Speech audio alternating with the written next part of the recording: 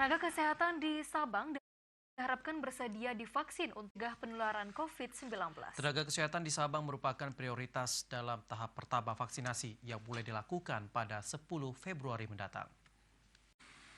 Vaksin COVID-19 Sinovac telah tiba di Sabang. Direncanakan pada tanggal 10 Februari ini, vaksinasi akan dimulai di 2 lokasi di Sabang, yakni di Rumah Sakit Umum Daerah Kota Sabang dan Dinas Kesehatan setempat. Dalam kegiatan vaksinasi tahap awal ini, nakes merupakan prioritas di Sabang. Dinas Kesehatan setempat sejauh ini sudah mendata ada 403 tenaga kesehatan yang masuk sebagai penerima vaksin dalam 28.000 warga yang terdata penerima vaksin.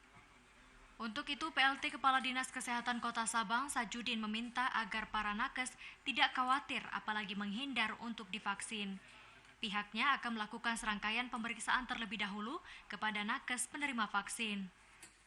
Saya kira untuk nakes ya itu tidak perlu cemas ya tentang vaksin ini, karena vaksin ini terlebih dahulu kita meng-cross check dulu orang-orang yang perlu divaksin. Itu bukan sembarangan, bukan langsung kita ini tentang vaksin ini kita perlu cross check-nya. Ini ada 14 poin yang tidak boleh disuntik. Ia tidak menampik ada sejumlah nakes dan masyarakat yang masih ragu menerima penyuntikan vaksin COVID-19. Namun, kebanyakan belum memahami vaksin dan vaksinasi itu sendiri. Ia menambahkan selain dari Satgas COVID-19, pihaknya juga telah membentuk tim guna mendata maupun sebagai vaksinator pada vaksinasi massal pada 10 Februari mendatang. Dari Sabang, Mahfud, kontributor TVRI Aceh melaporkan.